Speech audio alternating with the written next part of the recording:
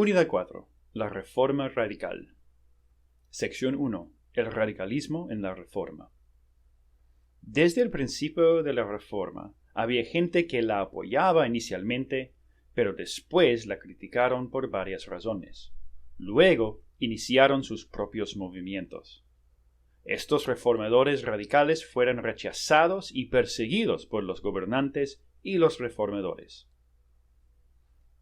Es común usar la palabra anabaptista, pero realmente había gran diversidad dentro del grupo, lo que estudiamos en esta unidad. Sección 2. 3 agrupaciones principales. Podemos separar la reforma radical en 3 grupos: los anabaptistas, los espiritualistas y los racionalistas evangélicos. Primero, los anabaptistas se dividen en 3 subgrupos. Compartían la misma meta de restaurar un idealismo de la iglesia primitiva y una iglesia más santa y dedicada a Dios, aunque por métodos distintos. Los anabaptistas revolucionarios, los contemplativos y los evangélicos. Los anabaptistas revolucionarios querían usar la fuerza para iniciar el reino de Dios. El ejemplo más importante es el reino apocalíptico de la ciudad de Münster en 1534. Los anabaptistas contemplativos enseñaban que todas las personas tenían un toque de la divinidad, entonces fue necesario enfocarse en esto para que imite a Cristo como el modelo perfecto. Los anabaptistas evangélicos es el subgrupo más grande, y es posible conectarlos con los bautistas y los menonitas actuales. Es importante ver la lista de las 6 creencias en el texto de Moklam. El segundo grupo son los espiritualistas. Este grupo enfatizaba la piedad individual por una comunión directa con el Espíritu Santo, rechazando todo fuera de esto. El tercer grupo es los racionalistas evangélicos. Un grupo grande promulgaban varias combinaciones de pensamiento racional y la piedad, que a veces se alejó de las doctrinas fundamentales de la Biblia. Sección 3. Creencias que desafiaron la Reforma. Había 6 enseñanzas de la Reforma Radical que chocaron con las de las reformas luterana y magisterial. Que la Reforma luterana y magisterial había fracasado por ser nada más que declaraciones de la religión sobre un territorio y su población, en lugar de un movimiento de gente con una relación con Dios real. Que fue necesario elegir y luchar por la santidad por acciones piadosas. En varios casos esto resultó en el rechazo de la salvación por la gracia.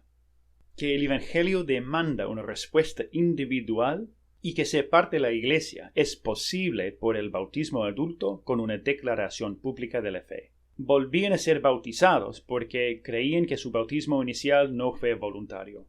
Y esto es el origen del nombre anabaptista, volver a ser bautizados. Enseñaban que el cristiano tenía que ser distinto de la sociedad por sus morales y su ética. Que el amor, expresado en el pacifismo y por no resistir la persecución, es lo que une a los cristianos. Esta actitud vino a causa de ser una minoría perseguida. Que la Iglesia y el Estado tenían que ser distintas. Este distintivo era más fuerte después de las primeras décadas de la Reforma, cuando fallaron de ganar el apoyo del Estado.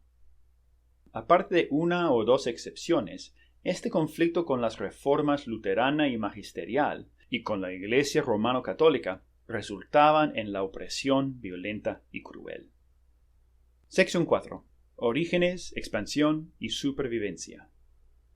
Podemos ver la variedad de principios y desarrollos de los grupos anabaptistas evangélicos en 4 países. En Zúrich, Suiza, Conrado Grebel siguió al reformador Zwinglio, hasta que Grebel decidió que Zwinglio fue cediendo la iglesia a las necesidades del Gran Consejo de la ciudad. Entonces fundó su propia iglesia en 1525, pero fue perseguido y tenía que salir de la ciudad. Es importante leer los 2 extractos de Grebel en el texto de Moklam. En Estrasburgo, Alemania, Melchior Hoffman participó en una serie de debates con el reformador Martín Bucero, pero fue arrestado por volver a la ciudad después de perderlos.